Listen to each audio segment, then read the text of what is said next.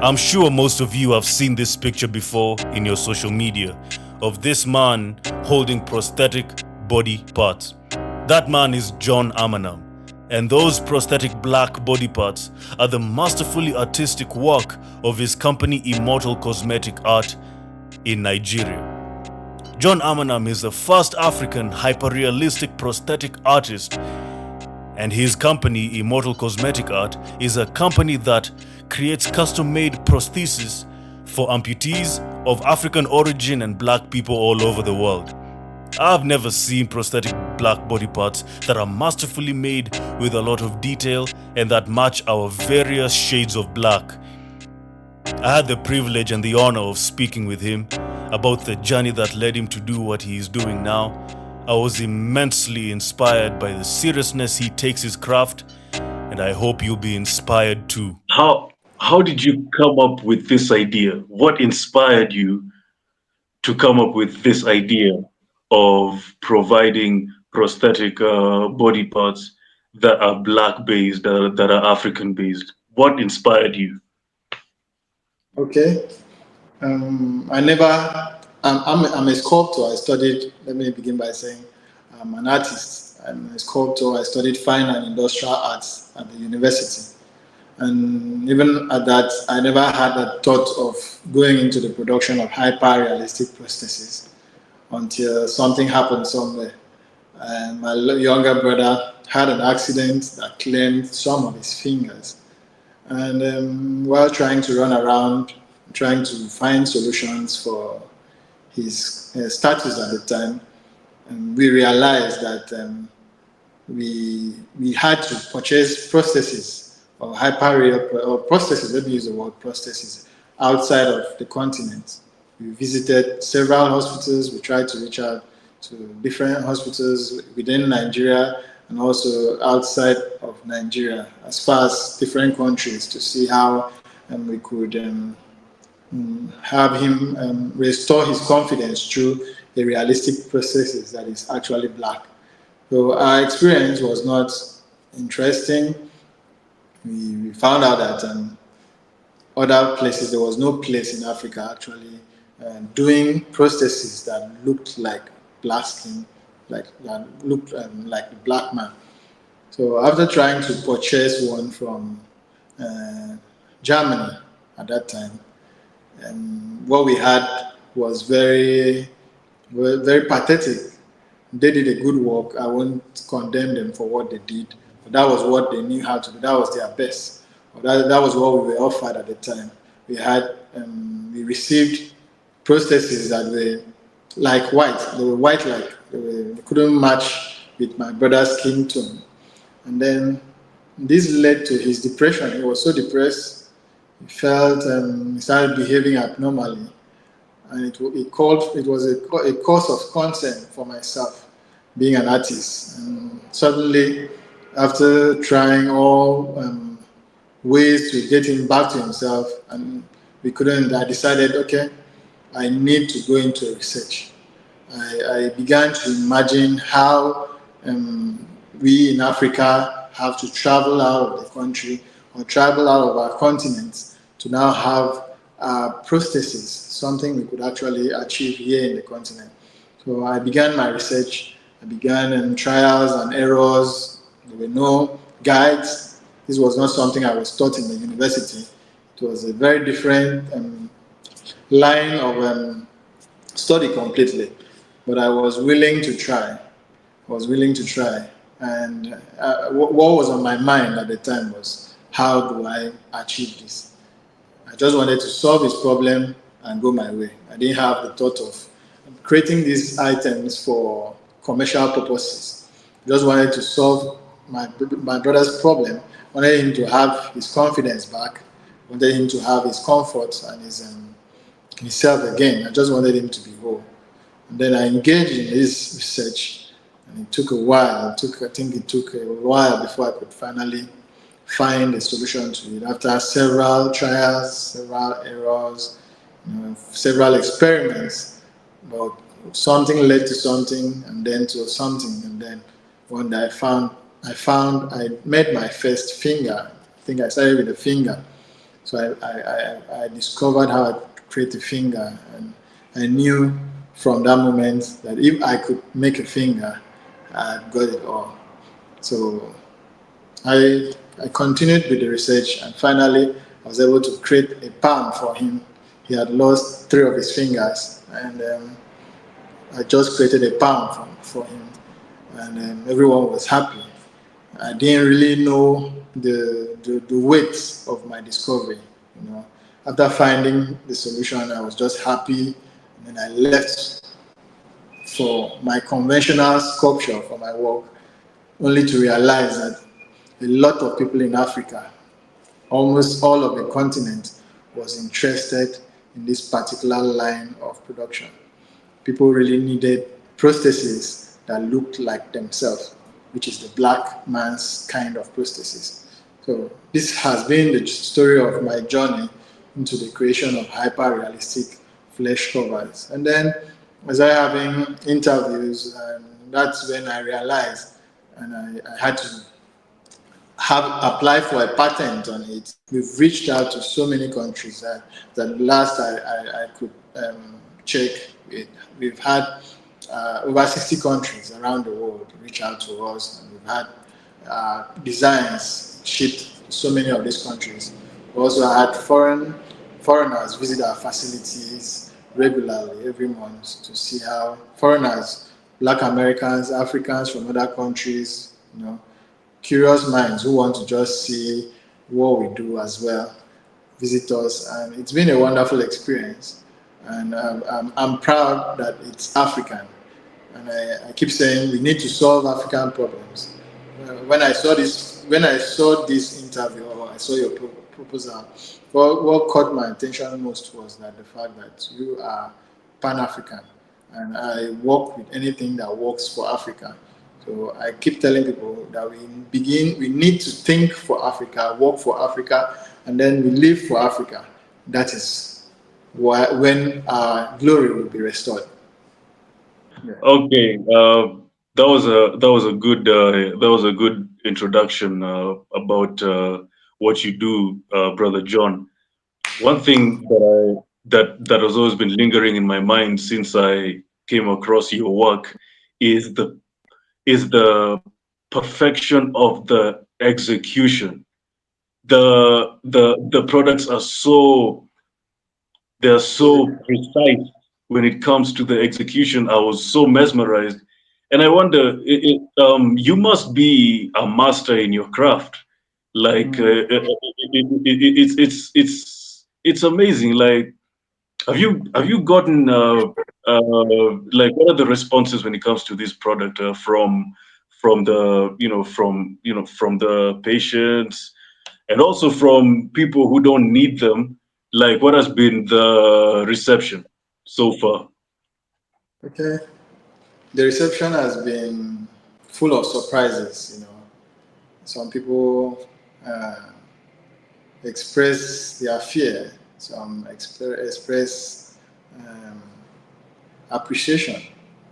Some are curious. Some also um, have a lot of things on their mind. But I could take myself back to memory lane some years ago when I began. And one of those incidences was a friend of mine who came visiting after a while. Then my studio was where I did most of my house, sorry, was where my studio, my work was. And when my friend came inside and saw those parts, he shouted and ran out calling others that I have gone into blood money. It was awkward, but it shows you how real, how the level of realism in which I have achieved. So my clients, or my patients, my clients, let me use the word clients because I'm an artist, are super excited. Their minds are blown away by our level of realism, by the details. Because what we create in essence are customized to meet our clients' specific needs. Texture, size, tone, and shape. So when you come to us, we don't just create prostheses for you. We don't just show, fabricate designs and just show them to you by force. We look at your skin tone, we study your size, we study your form, we study your texture, we study your tone to ensure that we achieve at least 80% of what you already had. We also ensure that you are satisfied. We ensure that what we created blends with your skin. So our clients are excited. We've had warm receptions, and I could proudly say we are the best in the world when it comes to hyperrealism for black skin, uh, for black people of black skin. We are the best for now. We create in detail. Sometimes I myself, I sit back and I try to imagine if I was not an artist, or if I wasn't a prosthetic artist, how I would have felt. You know, I also admire my work at some point too. So it's beautiful, it's nice. I never knew it's going to be like this. I never thought I would be able to achieve this because I was afraid at the onset. I, I'm a sculptor, I'm not a painter. So I was afraid of how I would play with the colors. That was my first fear. But something kept telling me, you can, you can, you can. So after a lot of trials and failures, these are color schemes that are not conventional. They are not like the ones we were taught in school. They are opposites of what we've ever known. They are not the conventional color scheme. And that's why I've not had maybe competitors or for a while because it's very difficult to achieve. And I can tell you for free that the black man's skin tone is very exceptional, very unique, and very difficult to achieve. It may appear very simple, may appear very common, but my brother, it's not easy to achieve. So sometimes how I also assess this is when I see companies call me to know, are you using our material? Is this our material? How do you achieve this? So it shows you how interesting, how far we have gone. So I wouldn't want to sound proud, but I'm happy we've been able to solve these problems. I'm happy that there's a future for prostheses in Africa from what we do. There's also a future for improvements, on the creation of hyper-realistic um, prostheses. So if other continents could actually solve their needs, we need to also solve our needs. We need to also look inward to see those gaps, those spaces that have not been filled, and ensure that we devote ourselves, we commit ourselves to research and ensure that our needs as a people, as an African people, are met. That's interesting. You mentioned that you didn't know your art would take you to where you are right now. One thing that I'd like to ask you is what like what inspired you to do art? What really inspired you to do art in the first place? Oh, I would say art is hereditary. I'm an artist. My father is an artist. My grandfather was an artist. So it runs in the family, you know. And my other brothers are also very creative people. One is also an artist. So it's actually hereditary. It runs through our blood. So art, I'm a very passionate artist. I love my work and I love the work of other good artists as well. I also collect works from other artists because I love art. I love being around art. I love expressing myself as an artist. So this has fueled my passion. It has also guided me in the creation of hyper-realistic prostheses as well because I am very disciplined and I am detailed. As a sculptor, I am very keen about details, and it's one of one of those things that is an advantage to myself as an individual.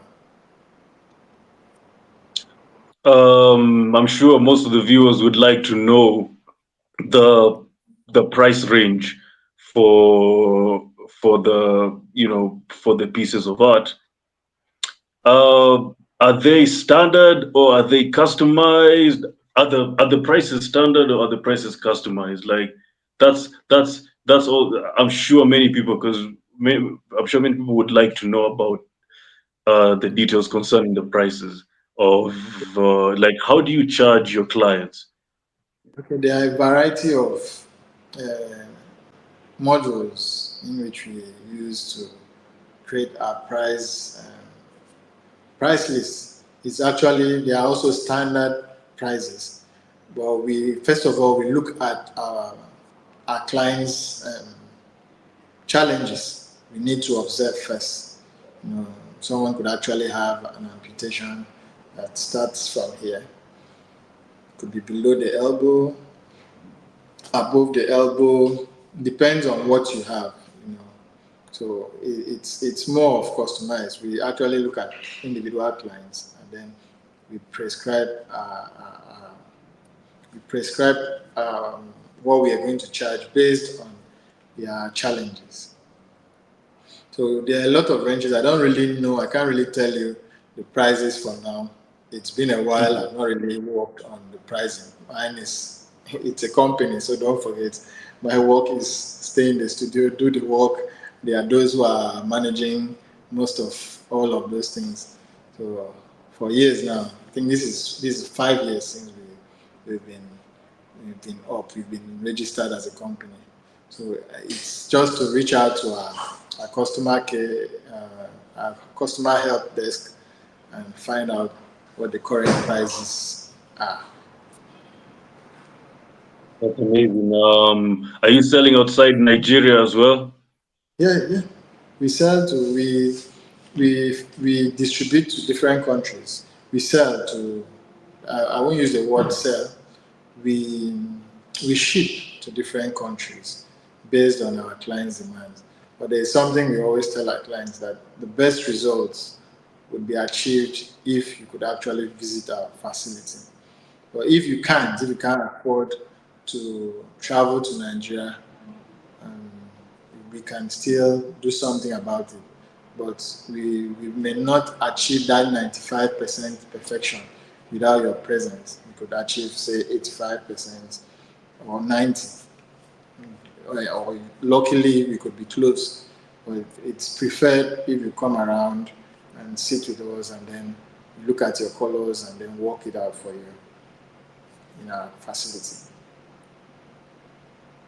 So we That ship is to very different countries. We have a lot. We ship to different continents, not just Africa.